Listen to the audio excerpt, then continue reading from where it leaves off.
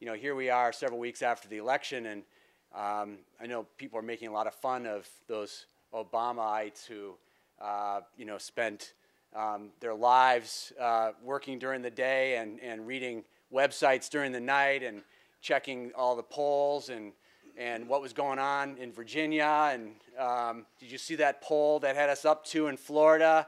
Well, I just saw one that was down 2 in Florida, and you know what I mean, right?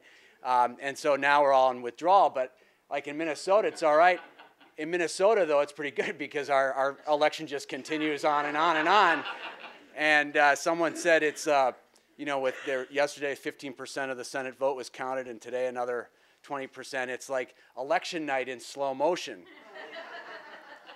So we have another month of campaigns for all you diehards who just can't get enough. So I was going to talk a little bit tonight about the Obama campaign, which I had the pleasure of being part of the last 4 months. There were many, many people, including a number of you in this room who I recognize, who did the Obama campaign for 15 months or 18 months. And so praise to you who were in early and saw something that the rest of the country came to see at the end. And it was a really fun campaign. It was really a pleasure to be part of it and work with so many great people. I want to just talk about 4 elements that I saw in this campaign that I think were part of his success, part of the Obama victory. There were there's more than 4, and we can maybe talk about some of the others. And there's also a whole critique of the other side, which is a lot of fun to do, but I'm not going to get into that right now. If you want to talk about it in question and answer, I'm pleased to do that as well. But there's 4 elements that I wanted to point out. The first was authenticity, and it's a word that's used now a lot to talk about the kind of candidates we'd like to see, people who are real, people who are authentic. And that was a problem for the Democratic Party in the 90s and early 2000s in some of the major elections that we ended up losing. Look, everyone's a real person, right? Everyone's authentic, but it's whether you convey that to voters, whether you seem real, whether what you say rings true. And that's, one of many different kinds of ways to think about authenticity. And Barack Obama was authentic.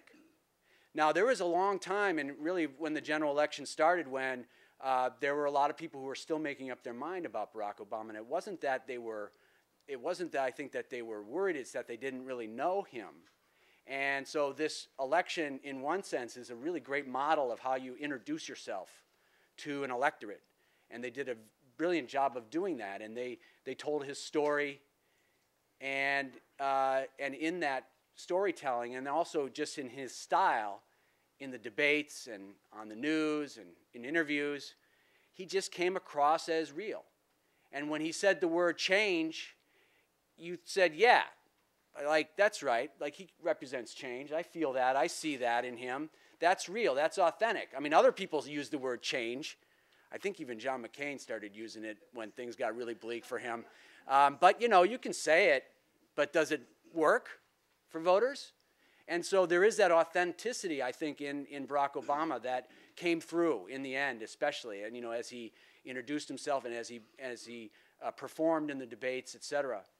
And some of those authentic qualities for him anyway are this first of all, this sense of talking above regular politics, kind of rejecting the old way of doing things, talking about bringing people together and inspiring and asking people to think big and hope. That rang true. I think he wasn't just making that stuff up. He'd been talking about that for years. That's how he was grounded. People knew him from that big speech in 2004. Those words. His calm, cool demeanor, his way of making decisions, again, that's a part of his authenticity, I think. And that authenticity, also, the other thing about it, and I've seen this happen before with other authentic candidates, is it really builds strong ties with your supporters. People really get invested in you because they believe in you. They believe in the candidate as opposed to they support the candidate. 2 different things, I think, and you see that in elections about the depth of belief in the candidate. And I think that comes first from the authenticity they pick up from that person. The second one is combine that authenticity with a highly disciplined and strategic message and a really well-run campaign. That's the second piece. Really competent, strategically smart campaign that had a very well planned out effort from the start, had contingency plans for if things didn't go well, and a laser beam focus on a message. And it was about change and it was about the economy. And this election was about the economy from the first day that this election started. It was for Hillary Clinton too, primarily, although she was more in the experience and looking at the foreign policy piece. Obama was all about the economy from day one. And there were times when it was easy to be dragged off that. And there was this time in early September when Sarah Palin was introduced here in Minnesota, and we had the convention here, and there was a lot of attacks on character. And they stayed on the economy. And then that came roaring back into everyone's consciousness with the meltdown of the stock market. But even without that, I think this election was going to end up being about the economy. But it ended up being about the economy in a huge, huge way. So a very disciplined from the start, very carefully focused message. And I think strategy is important in campaigns and elections. You combine that authenticity with really good strategy around message, and you really got something going. And I think he had that.